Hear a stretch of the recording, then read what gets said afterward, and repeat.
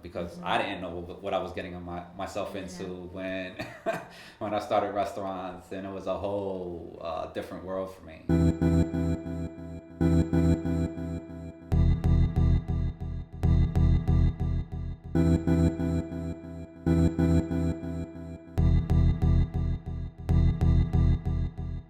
So nowadays, I think the challenges are still the same, but I think the mentality is a little bit different. Hey everybody, welcome to Cooks Who Cares Project Beyond the Table, where we sit down and talk to operators that you may not know a lot of details about, and we want to share those messages with you because there's a lot of important experiences that you would only know by just talking to them. So take a look at what we have going on here, the other shows that we've produced to kind of give you this connection piece to the people that are around you working their butts off. So how did you get your start in the industry? Originally from New York, grew up out there, and then I wanted to get away. Sometimes when you live or grow up in an area, you're like in that bubble. So then I came out to Philadelphia, went to the restaurant school at Warner Hill College, and then without knowing anything about the food service industry or anything like that, then went to school, got my degree, and then I started working in various restaurants in Philadelphia. Started from the bottom, started as a dishwasher.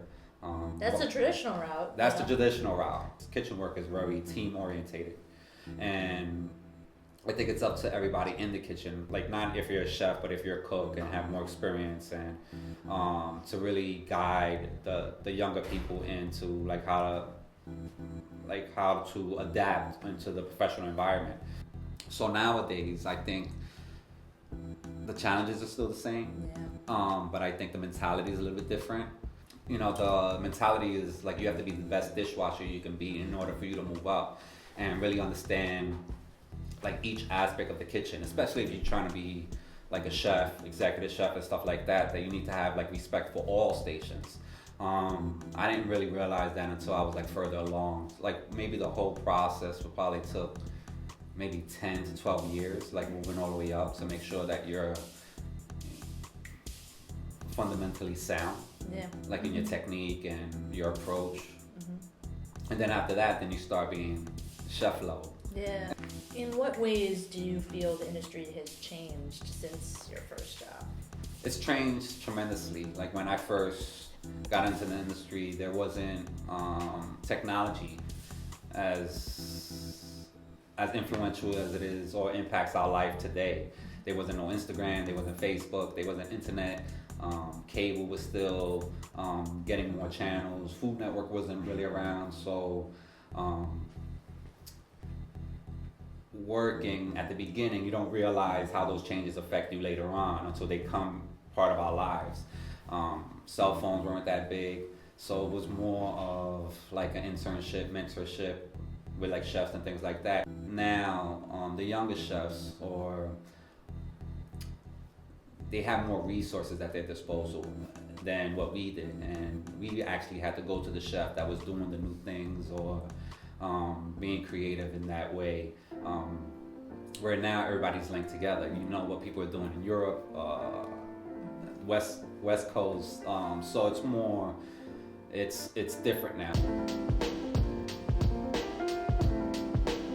We were essentially mentored in a completely different environment than it is today. And what's the solution? I don't know, but I think we need to keep talking about it as it is a completely different place. It all depends on the individual and how, like their drive, their integrity, and not to be, like what's the right word to say is? I don't know, you tell me. But how do we get to this place where we can walk across the same bridge and, bring mentorship back in a totally different way? I think it's up to us though as chefs, most likely our generation, to really communicate and try to guide them. I was fortunate enough to work with some good chefs that like really, took the time out to mentor me, to show me. But when you become a chef, there's more like administrative and business, and that's what helped me transition.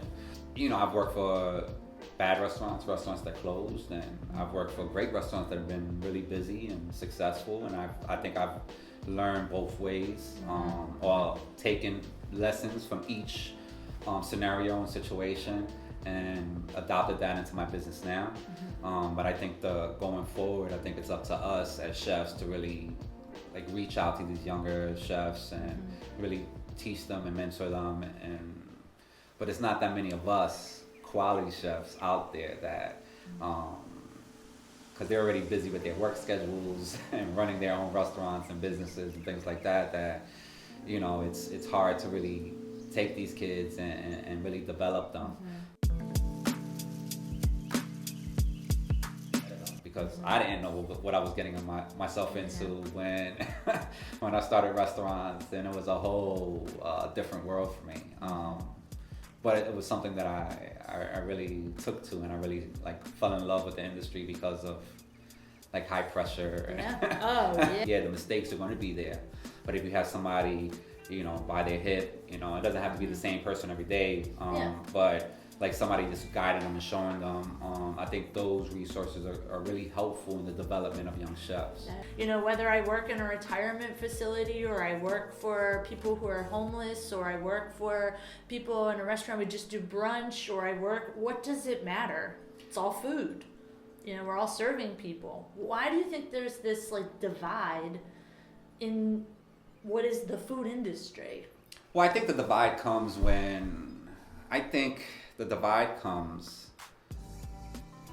with the quality of work. Because there's some restaurants that buy like frozen stuff and buy pre-packaged stuff, and then you have other chefs on the other side of that are like making everything from scratch, making sure that the quality is there, that are not like what they call like hacks. You know, I think that's where the stigma comes in. The chefs that do quality work know each other, and they know the work that they're doing. They may not know them personally, but they know. Especially now, like I was saying, with social media and stuff like that, everybody can see who's doing like fresh stuff, quality products, trying to push the level forward. Not necessarily any particular type of cuisine, but just food in general. And then you have people that just want to like fry food. So I think it's more of a respect level, as far as people respecting the craft versus people that don't respect the craft. And I think that's where the divide comes in.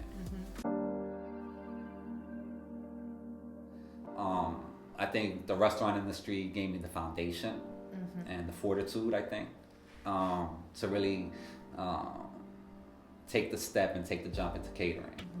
And it's been unexpectedly positive. Yeah, great. Definitely. It's helped me working in the restaurants to transition to catering.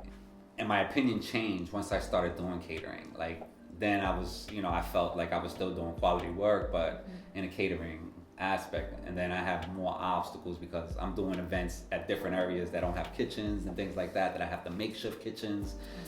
One of my earliest mistakes was like my attitude coming in, because coming from the upbringing that I came, there was still like at-risk community. So there was like a mindset that I wasn't ready when I went into the workforce, and I wasn't maybe as receptive and open to like criticism, to guidance and things like that. So then I just try to rush to get to the chef level where I might have not been ready to take that chef level, you know? So I always tell people, enjoy the journey, you know? It's not about the end destination, it's about the path. It is an emotional thing, it is. And sometimes it's just like, get over it, buck up. You know, but that's my generation. You know, just rub some dirt on it and just keep moving. But no, on a serious note though, like it's about reassessing and always reflecting on whatever, like let's say mistakes you did or why it didn't go through, like, you know, and to be introspective and to look yourself in the mirror and be like, what could I do to be better or to do better, or to, you know, instead of blaming other people, I think you need to look towards your own self and see whatever the challenge is, assess it, make a determination, and then you move forward. It's easier said than done, because for me it takes a process. It's just like if something happens, or like, you know, life happens, I usually call it life, and then just try to assess it. It's, you know, I try not to be like a super uber religious person, but whatever's meant to be will be. As long as you're doing it with integrity and honesty, and I think everything works itself out. Sometimes life has its own plan for you than you do, you know. You have plans and you go after them, but things change, and you just be open and flexible.